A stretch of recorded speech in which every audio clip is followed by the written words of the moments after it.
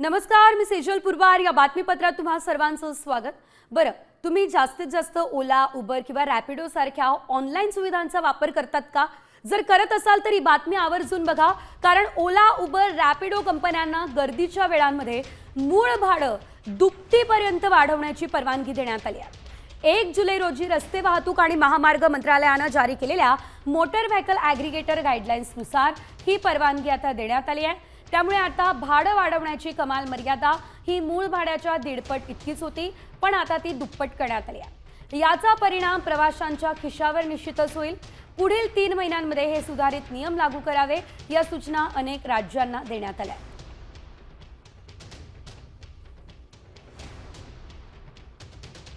पुढची बातमी, रॅपिडो बाईकला परिवहन मंत्र्यांनी दणका दिलाय. राज्य शासनानं कोणत्याही बाईक ॲपला अद्यापही अधिकृत अशी परवानगी दिलेली नाहीये. त्यामुळे बाईक टॅक्सी सेवा तरीही सुरू आहे. अवैधरित्या प्रवाशांना घेऊन जाणाऱ्या रॅपिडो बाईक्सला परिवहन मंत्री प्रताप सरनाईक यांनी रंगेहात पकडले. शासनानं नुकतेच ई बाईक धोरण जाहीर केले आणि त्यानुसार विविध अटी शर्तींचं पालन करणाऱ्या आणि केवळ इलेक्ट्रिक बाईक असलेल्या संस्थांना यापुढे बाईक टॅक्सीची परवानगी मिळणार आहे. त्यामुळे सध्या अस्तित्वात असलेल्या सर्व बाईक टॅक्सी या अनधिकृत आहेत.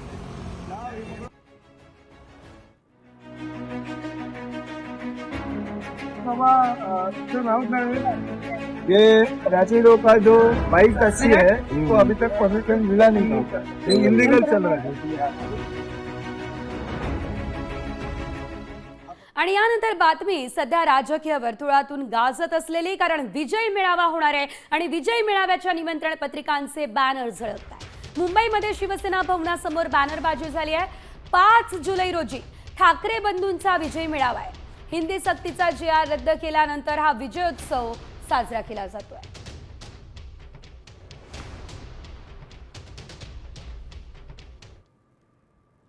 दुसरीकडे मनसेचे सचिव सचिन मोरे यांनी एक लक्षवेधी पोस्ट केले आहे.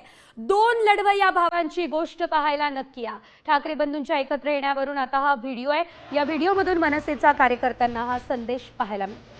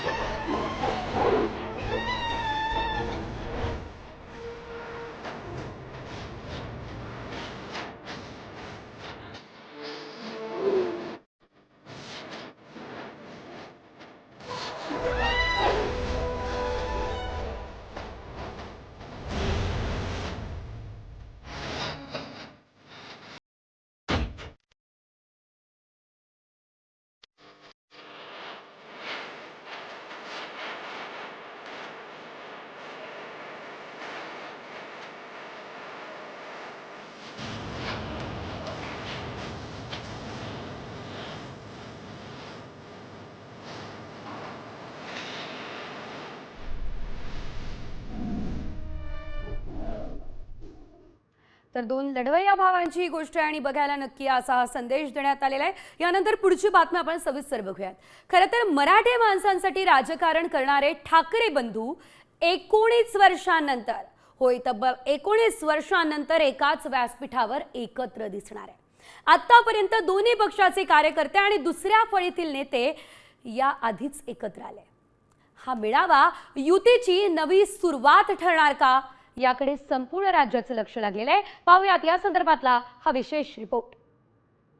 ठाकरेंचं शक्ती प्रदर्शन, युतीची नवी सुरुवात.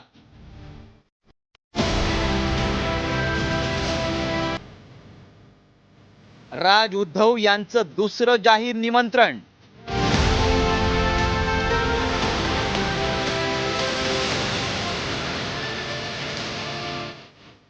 दोन्ही पक्षाचे शिलेदारही मैदानात एकत्र.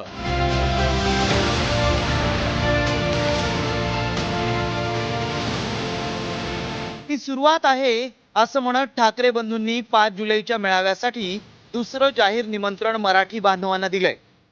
तब्बल 19 वर्षांनंतर ठाकरे बंधू एकाच व्यासपीठावर येत मराठीचा मुद्दा रोखठोकपणे मांडणार आहेत. सरकार विरोधातली ही एकीची वज्रमूठ म्हणजे ठाकरे बंधूंच्या युतीची नवी सुरुवात असल्याची चर्चाही सुरू झाली आहे. त्यामुळे 5 जुलैच्या विजयोत्सवाची जय्यत तयारी सुरू करण्यात आली आहे. महाराष्ट्रातील प्रत्येक माणसाला मराठी बोलताना पाहायचंय, तर मग ही सुरुवात आहे असं लिहिलेलं दुसरं जाहीर निमंत्रण राज आणि उद्धव ठाकरेंकडून प्रसिद्ध करण्यात आलंय. एकीकडे पक्षप्रमुखामधला दुरावा जाहीरपणे नाहीसा झाल्यावर दुसऱ्या फळीतल्या शिलेदारांची मनही जुळल्याचं चित्र आहे. आजपर्यंत एकमेकांच्या विरोधात उभे राहणारे दोन्ही पक्षाचे शिलेदार हातात हात घालून विजयोत्सवाची तयारी करतायत.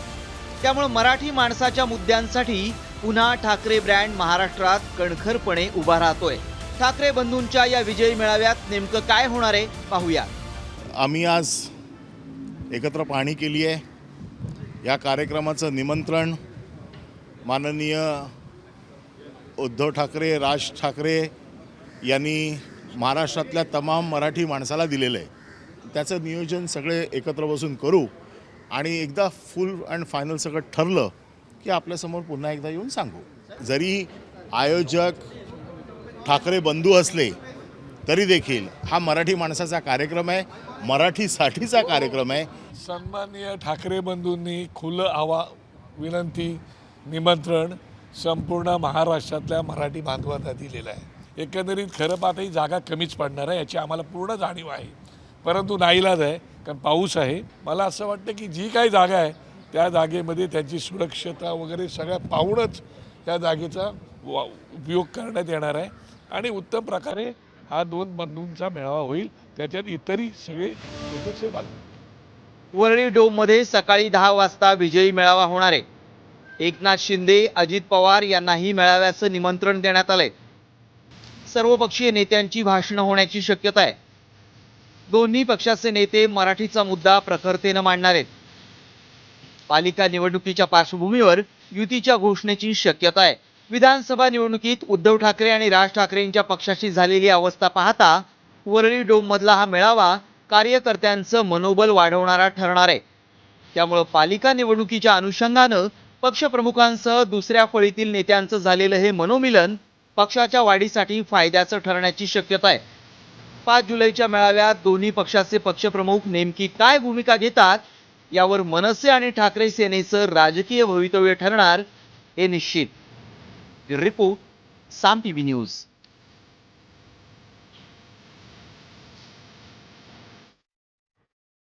तर त्यामुळे केवळ हा मेळावा असतो की युतीची सुरुवात हे 5 जुलैलाच करणार आहे. पुढची बातमी, आज शिवतीर्थ या ठिकाणी मनसेच्या नेत्यांची महत्त्वाची बैठक आहे.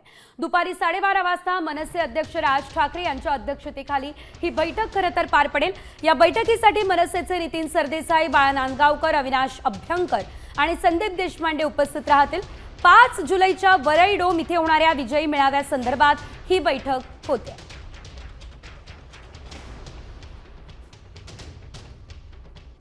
पुढच्या बातमीकडे वळतीये. राज्यात हिंदी भाषेवरून वाद सुरू आहे आणि असं असतानाच यावर अमृता फडणवीस यांनी एक मोठं भाष्य केलेलं आहे.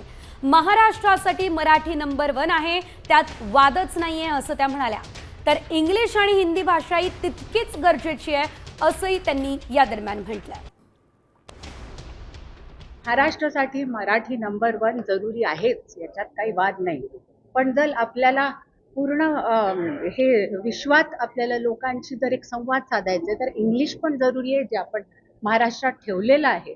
तसंच भारतात उत्तर, दक्षिण, पूर्व, पश्चिम काय जोडतं? हिंदी. तर मला पर्सनली वाटतं की हिंदी पण ही एक अशी भाषा आहे जिचा समावेश असावा आणि इनफॅक्ट प्रत्येक भाषेंचा समावेश असावा. कारण लहानपण असं असतं जेव्हा ग्रास्पिंग खूप चांगलं असतं मुलांचं.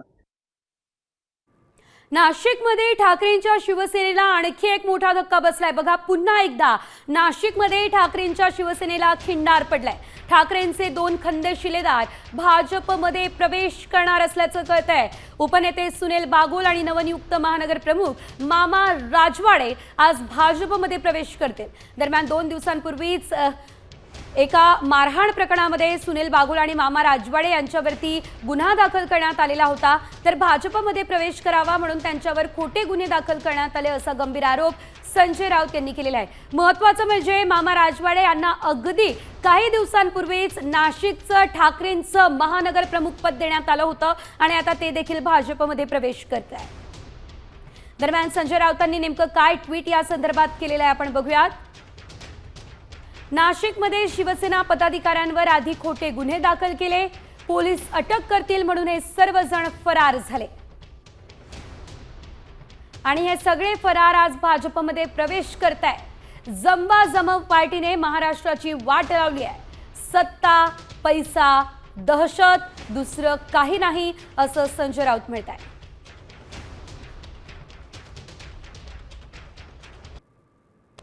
आणि आता बातमी मुसळधार पावसासंदर्भातले. संपूर्ण राज्याला पावसानं झोडपलेलं आहे, मात्र त्यात पुण्याला सुद्धा रात्रभर पावसानं चांगलंच झोडपून काढलेलं आहे, हजेरी लावली आहे. एकंदरीत आपण जर बघितलं तर पुणे शहरासह घाटमाथ्यावर रात्री पावसानं हजेरी लावली आहे. जोरदार पावसामुळे खडकवासलामधून विसर्ग वाढवलाय. खडकवासला धरणातून 6,451 क्युसेक वेगानं पाण्याचा विसर्ग सुरू आहे आणि हा विसर्ग वाढवल्यामुळे भिडे पूल पाण्याखाली जाण्याची ही शक्यता आहे.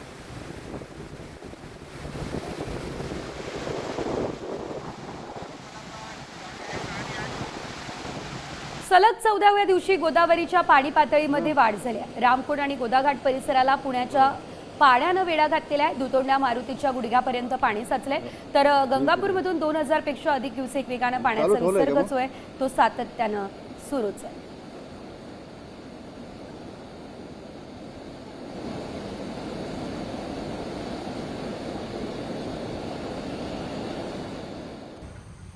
दुसरीकडे सिंधुदुर्ग जिल्ह्याला सुद्धा मुसळधार पावसानं चांगलं झोडपून काढलेलं आहे. गड नदी, तेरेखोल या प्रमुख नद्यांच्या पाणी पातळीमध्ये सुद्धा मोठी वाढ झाली आहे, तर कुडाळमधील भंगसा नदीला पूर आला.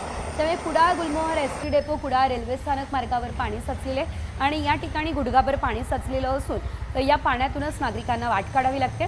सकाळपासून पावसानं विश्रांती घेतली आहे. हवामान विभागाकडून आज सिंधुदुर्ग जिल्ह्यासाठी ऑरेंज अलर्टही देण्यात आले.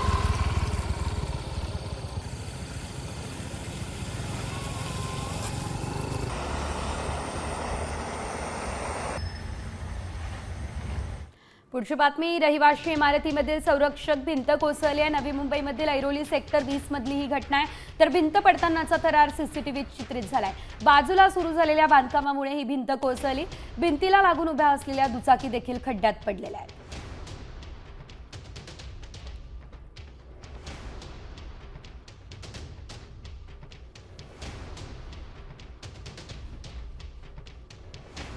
आणि यानंतरची बातमी बघूयात कोल्हापुरातून, कारण जिल्ह्यातल्या बड्याचीवाडी गावात जाण्यासाठी रस्ताच नाहीये, त्यामुळे रुग्ण, गरोदर महिला आणि विद्यार्थ्यांचे मात्र अतोनात हाल होत आहे. मुख्य रस्त्यापासून गावात जाणारा सुमारे आपण पाहतोय 1.5 किलोमीटरचा रस्ता वहिवाटीचा आहे आणि असं असूनही ग्रामपंचायत निवडणुकीमध्ये रस्ता पूर्ण करण्याचं आश्वासन देऊनही गेली 20 वर्ष या रस्त्याला डांबर लागलेला नाही.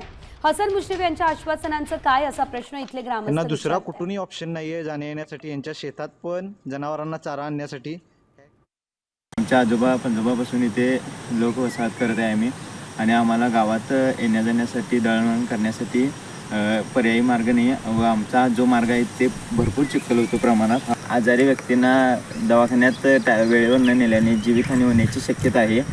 त्यामुळे आम्ही ग्रामपंचायत बडेचीवाडी, तहसीलदार गडहिंग्लज, आमदार हसन मुश्रीफ साहेब यांना देखील रस्त्याची मागणीचे लेटर दिले होते. सरकारने लवकरात लवकर आमच्याकडे लक्ष द्यावे व आम्हाला रस्त्याची सोय करून द्यावी.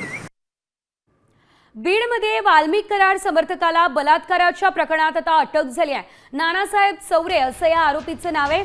या प्रकरणी केज पोलीस ठाण्यामध्ये बलात्काराचा गुन्हा दाखल झालेला आहे. नानासाहेब चौरेनं काही दिवसांपूर्वी वाल्मिक कराडला सोडण्याच्या मागणीसाठी टाकीवर चढून आंदोलन केलं होतं आणि त्याच्यावरच आता बलात्कार प्रकरणी गुन्हा दाखल झालाय.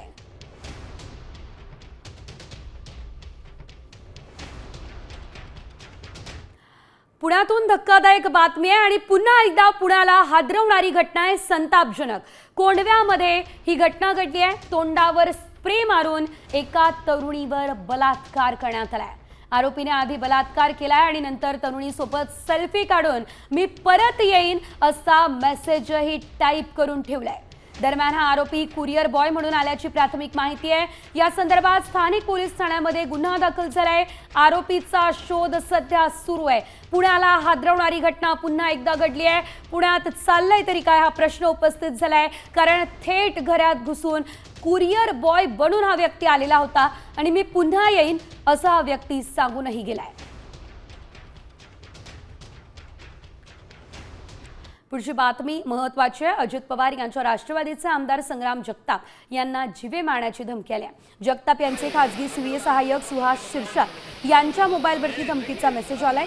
तर संग्राम को दिन के अंदर खतम करूंगा अशी धमकी देखील या मेसेजमधून देण्यात आली आहे. या प्रकरणी कोतवाली पोलीस ठाण्यामध्ये गुन्हा दाखल झालाय.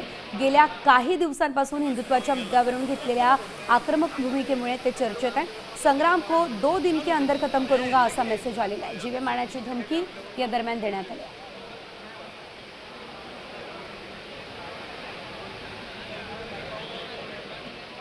आणि आता बातमी एका घोटाळ्याची. नाफेड कांदा खरेदीमध्ये 5,000 कोटींचा घोटाळा झाल्याचा आरोप शेतकरी संघटनांनी केलाय.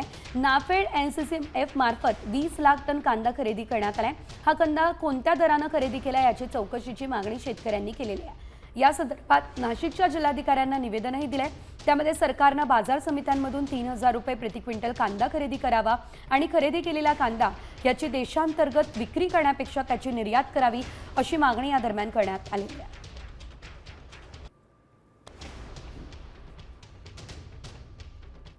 तब्बल 5,000 वर्षांपूर्वीची भगवान विष्णूची मूर्ती समुद्रात सापडली आहे. ही मूर्ती पाहण्यासाठी समुद्र किनाऱ्यावर भक्तांनी अलोट गर्दी केली आहे. याचा एक व्हिडिओही समोर आलाय. त्याची आम्ही पडताळणी केली. यावेळेस काय सत्य समोर आलं? खरंच भगवान विष्णूंचीच ही मूर्ती आहे का? पाहूयात.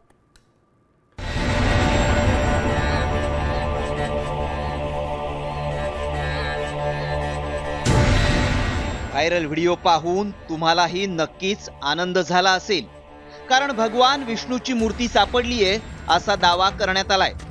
व्हिडिओत भली मोठी मूर्ती दिसतीये, त्यामुळे सगळ्यांनाच आश्चर्य वाटू लागले. खरंच एवढी मोठी विष्णूची मूर्ती सापडलीये का?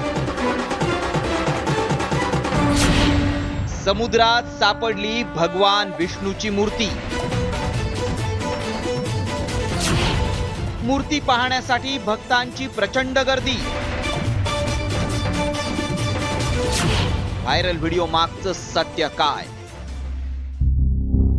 हा व्हिडिओ प्रचंड व्हायरल होत असल्यानं आम्हालाही याची उत्सुकता होती की खरंच मूर्ती सापडलीये का? एवढी मोठी मूर्ती सापडली तर आता कुठे ठेवण्यात आलीये? असे एक ना अनेक प्रश्न उपस्थित झाले. या प्रश्नांची उत्तरं मिळवण्यासाठी आमच्या व्हायरल सत्य टीमनं पडताळणी सुरू केली. याआधी मेसेजमध्ये काय दावा केलाय पाहूया. समुद्रात खोलवर एक मूर्ती दिसतीये. हिंदू धर्मातील भगवान विष्णूची शेषशय्येवर विराजमान असलेली मूर्ती आहे. ही मूर्ती इंडोनेशियातल्या बाली बेटाजवळ समुद्रात ब्रिटन, इंडोनेशिया आणि भारताच्या संयुक्त संशोधन पथकाला सापडली आहे. मूर्ती 5,000 वर्षांहून अधिक जुनी आहे. व्हायरल मेसेजमध्ये ही मूर्ती 5,000 वर्ष जुनी असल्याचा दावा करण्यात आलाय आणि मूर्ती इंडोनेशियातील बाली बेटाजवळ सापडली आहे असं देखील सांगितलंय. त्यामुळे आमच्या व्हायरल सत्य टीमनं काही आंतरराष्ट्रीय पेपर्स पाहिले. कुठेही याबाबत बातमी सापडली नाही. त्यामुळे या व्हिडिओचा आणखी तपास केला. त्यावेळी काय सत्य समोर आलं पाहूया. भगवान विष्णूची मूर्ती समुद्रात सापडलेली नाही. व्हायरल व्हिडिओ 11 एप्रिल 2025 रोजी पोस्ट करण्यात आलाय. AI तंत्रज्ञानाचा वापर करून हा व्हिडिओ बनवला गेलाय. दिशाभूल करण्यासाठी असे व्हिडिओ व्हायरल केले जातात. सोशल मीडियावर व्हायरल होणाऱ्या प्रत्येक गोष्टीवर विश्वास ठेवण्यापूर्वी त्याची खातरजमा करणं गरजेचं आहे. अशा खोट्या दाव्यांपासून सावध रहा. व्हिडिओ खरा असल्याची पुष्टी झाल्याशिवाय शेअर करू नका.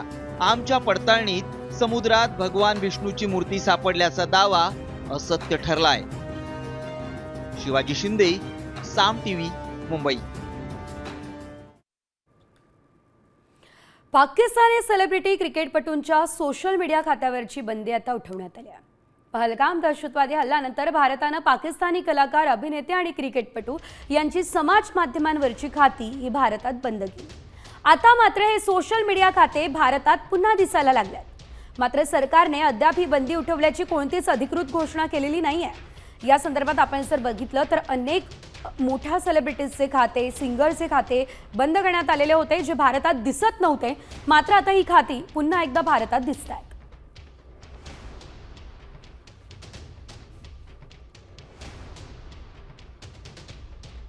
वळत पुढच्या बातमीकडे. स्पाइसजेट विमानाच्या खिडकीची फ्रेम हवेत उडाल्याचा एक प्रकार समोर आलाय. तर गोव्याहून पुण्याकडे जाणाऱ्या विमानातला हा प्रकार आहे. एका प्रवाशानं खिडकीचा व्हिडिओ शेअर केलाय. दरम्यान यात प्रवाशांच्या सुरक्षेवर कोणताही परिणाम झालेला नाहीये असा स्पाइसजेट कंपनीने मेसेज दिलेला आहे.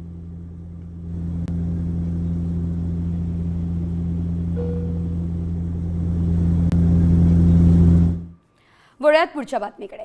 आकाशा एअरलाइन्सच्या विमानाला खराब हवामानाचा फटका बसला. विमानाच्या 1.5 तास हवेमध्ये घिरट्या सुरू होत्या. मुंबई ते गोवा विमानाच्या हवेत घिरट्या बघायला मिळाल्या. खराब हवामानामुळे या ठिकाणी विमानाच्या घिरट्या या हवेत सुरू होत्या.